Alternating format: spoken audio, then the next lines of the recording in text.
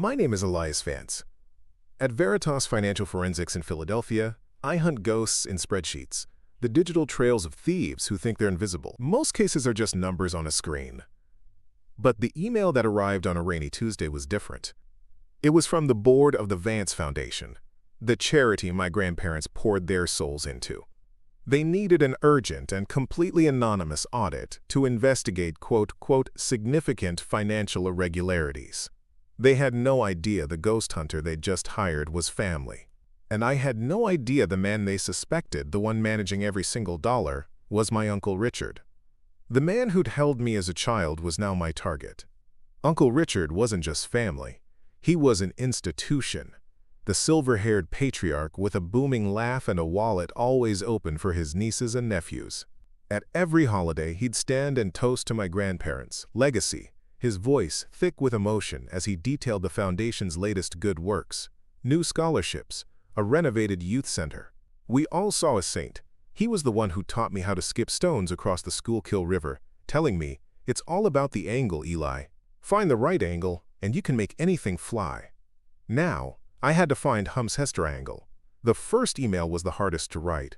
Under my professional alias, Vance Veritas Forensics, I formally requested full, unrestricted access to the Foundation's digital ledgers for the past 5 years. The system confirmed the request was sent directly to one person for approval, Richard Vance, Executive Director. The fox was now staring at an email from the farmer asking for the keys to the henhouse. I stared at the screen for a full minute, my heart pounding a traitor's rhythm against my ribs, and then I hit send. The cursor blinked on the empty screen, a tiny, rhythmic heartbeat in the deafening silence of my office. For an hour, I did nothing but watch it, picturing my uncle's face as the notification popped up on his computer. Would he feel a prickle of suspicion, a jolt of panic? Or would his arrogance be a shield, seeing only a routine request he could swat away? My mind drifted back to the banks of the Schuylkill, to a day when I was 12 and my world was small. My father had been gone a year, and the silence in our house was a heavy blanket. It was Richard who pulled me out of it. He took me to the river, his hand warm on my shoulder. He picked up a flat, gray stone. "It's all about the angle, Eli," he'd said, his voice a low rumble. "And momentum. You can't be afraid to put your whole body into it."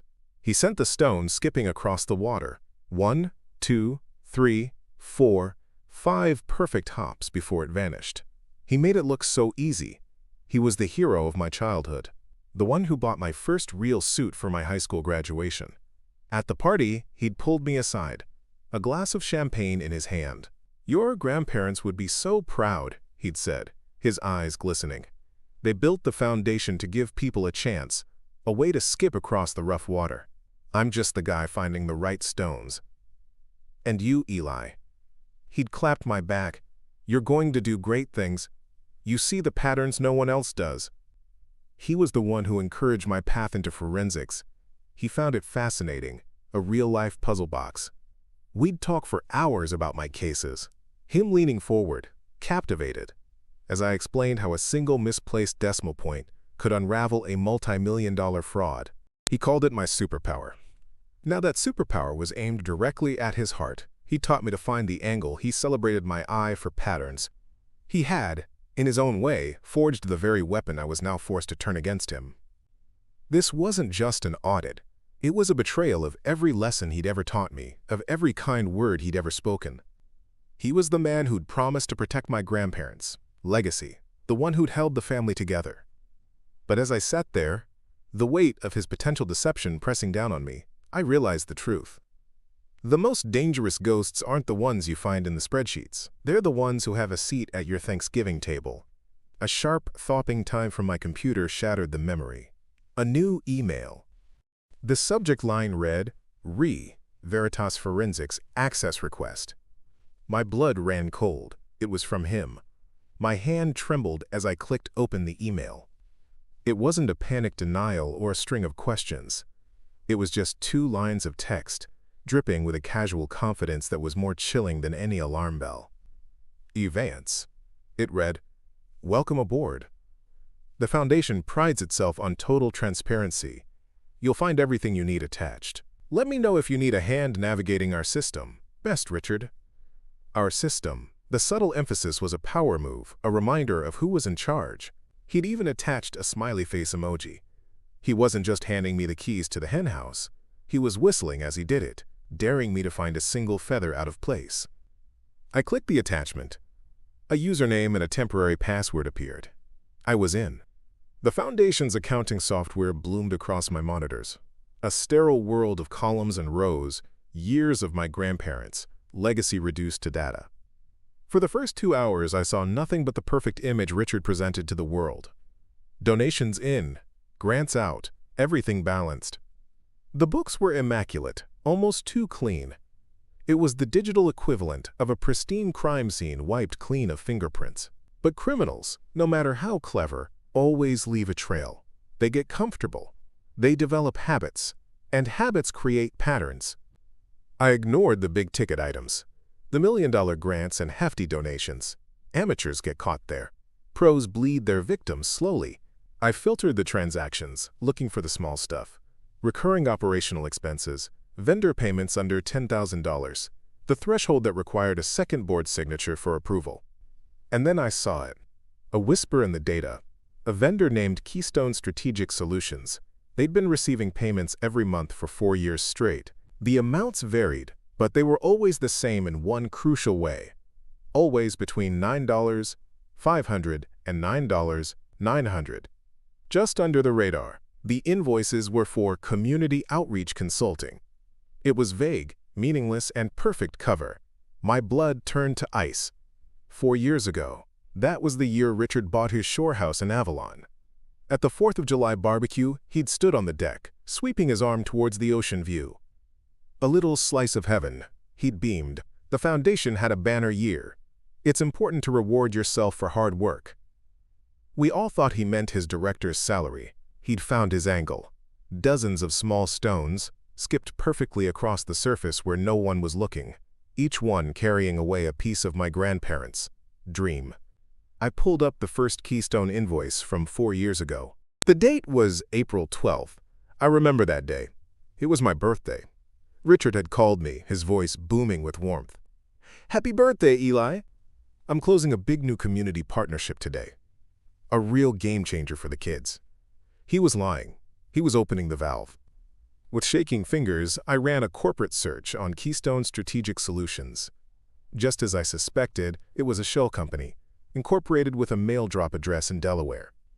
But it was the registered agent information that made my breath catch in my throat.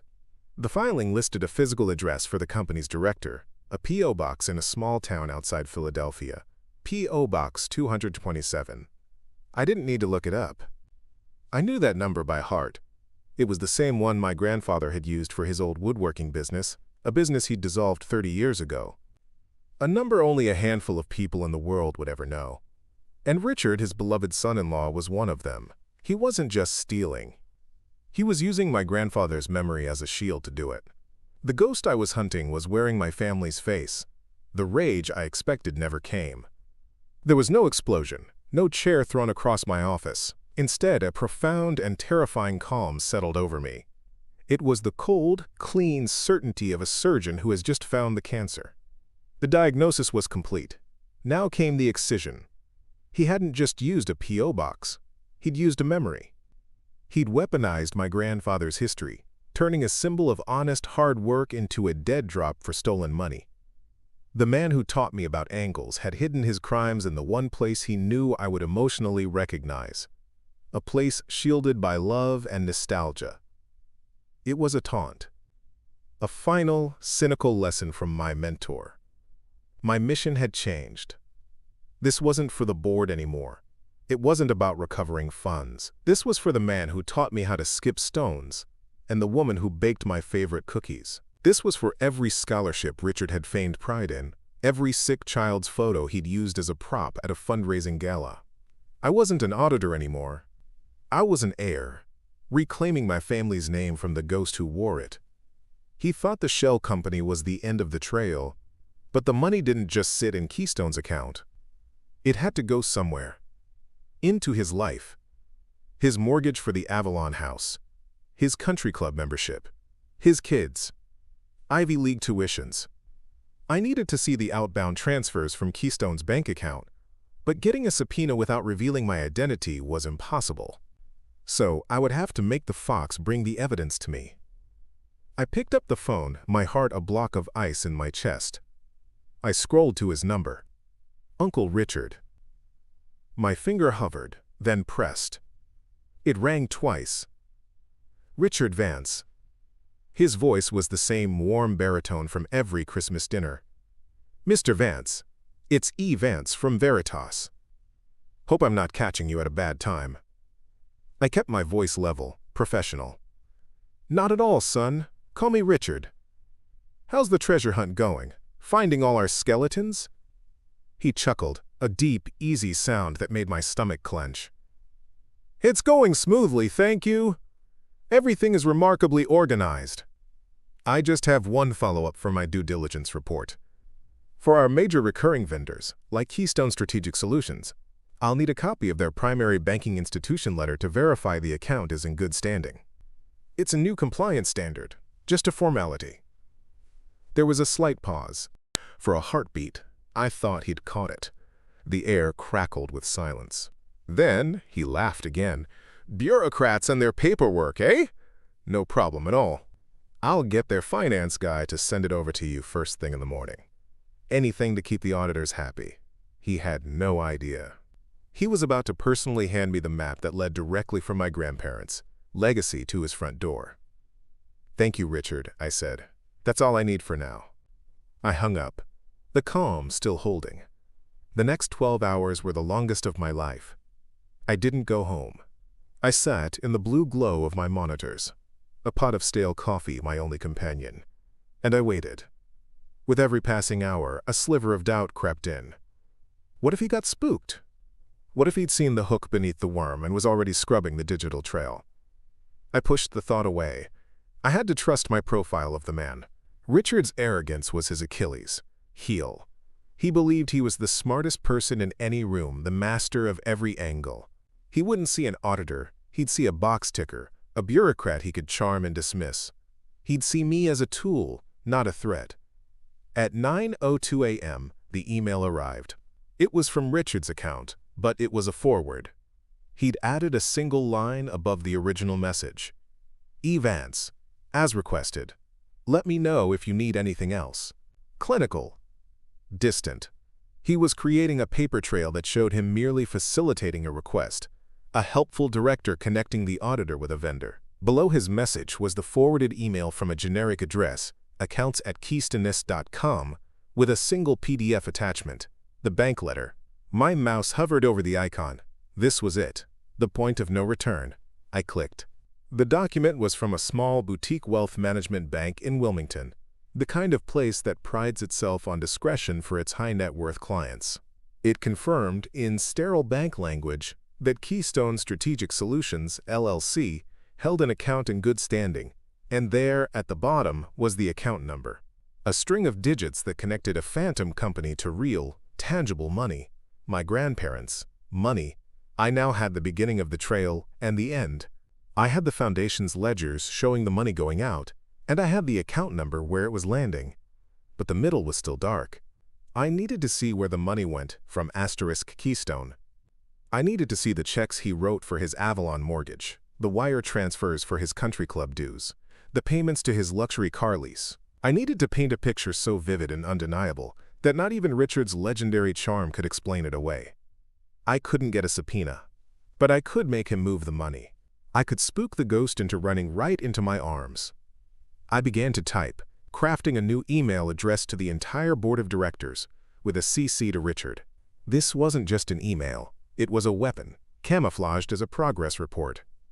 Board members, I began. My preliminary review of the Foundation's finances is nearing completion. I want to commend Mr. Vance on maintaining an exceptionally transparent and well-documented ledger. However, a new external risk factor has emerged that requires our immediate attention. Federal regulators have recently intensified scrutiny on nonprofits and their relationships with single-source consulting vendors, particularly those operating as LLCs. To proactively shield the Foundation from any potential inquiry, I am recommending a Phase 2 audit. focusing specifically on vendor compliance and fund source verification for all recurring service providers. I didn't name Keystone. I didn't have to. I had described it perfectly. I was planting a seed of fear, not just for Richard, but for the entire board. By framing it as protecting them, I was making my next move seem like a necessity, not a suspicion. I let the email sit in my drafts folder.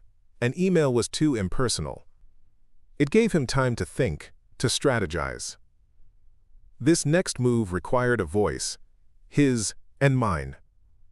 One last time, I dialed his number.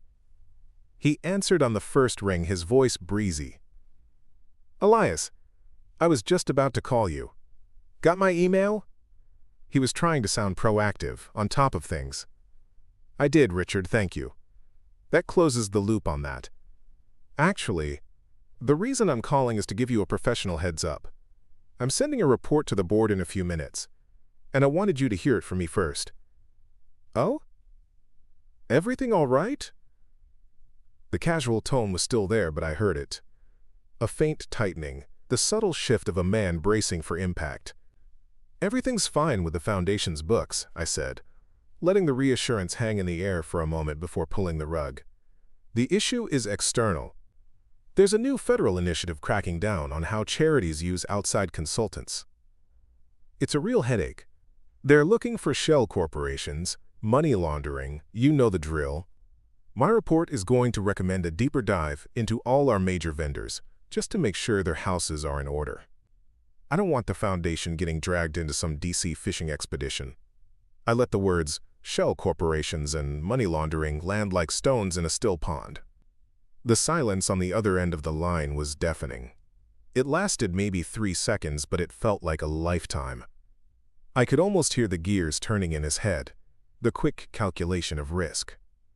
"Well," he finally said, his voice a fraction too loud, a little too jovial. "That's proactive. Good thinking. We've got nothing to hide, of course, but better to be safe than sorry. Let me know what you need from my end." "I will," I said. "Just wanted to make sure you weren't blindsided. It'll probably mean a lot more paperwork for your vendors." "They'll manage," he said quickly. "Thanks for the call, E. Appreciate it." He hung up. I hit send on the draft email to the board. The trap was set. He now believed a federal spotlight was about to swing onto his phantom company. A man like Richard wouldn't risk it. He wouldn't hope to hide. He would run. He would drain the Keystone account, move the money somewhere he thought was safe, somewhere disconnected from the Foundation. He would try to erase the trail. But he didn't know I was watching.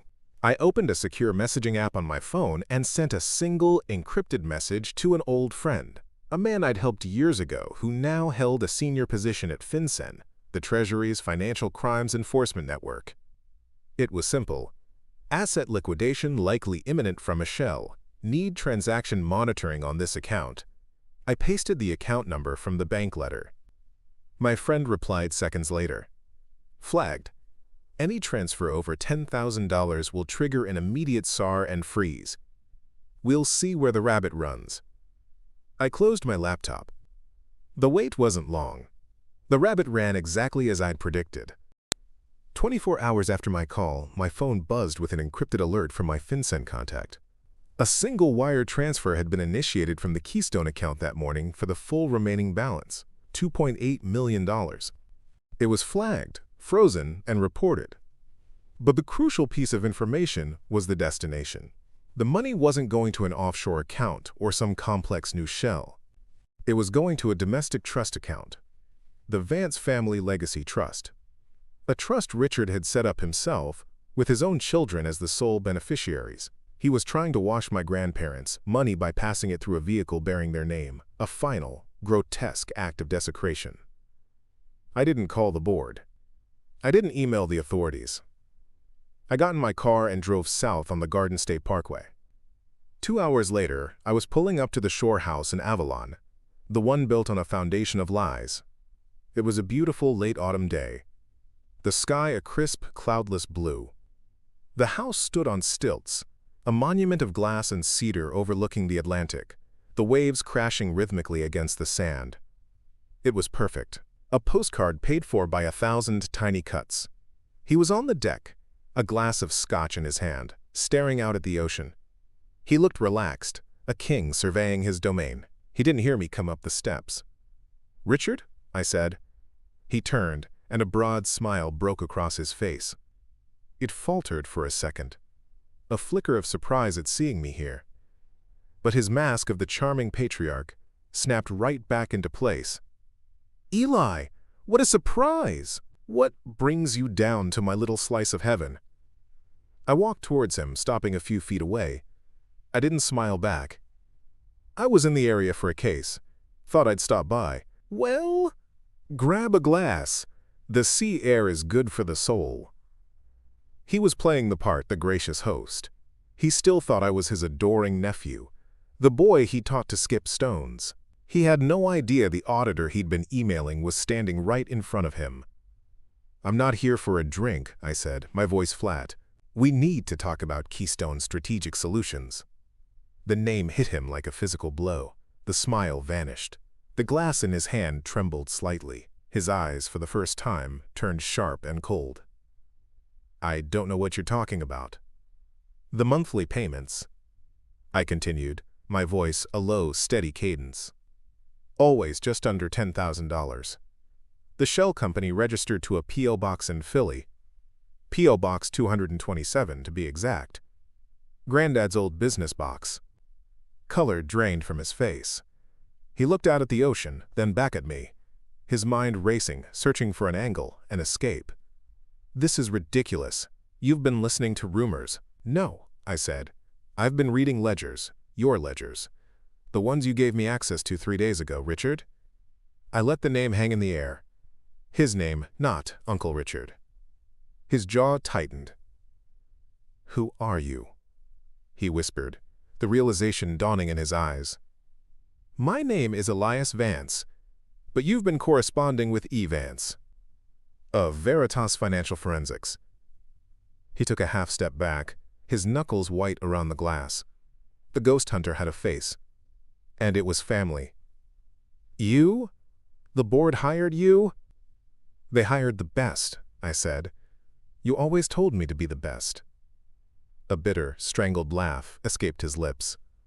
"So this is it? You come to my home to play detective? To ruin me?" "You were already ruined," I stated, pulling a single folded paper from my jacket pocket. "This is just the paperwork. That wire transfer you initiated this morning from the Keystone account? It's been frozen. By federal agents. They know where the money came from, and they know where you tried to send it." He stared at the paper as if it were a snake.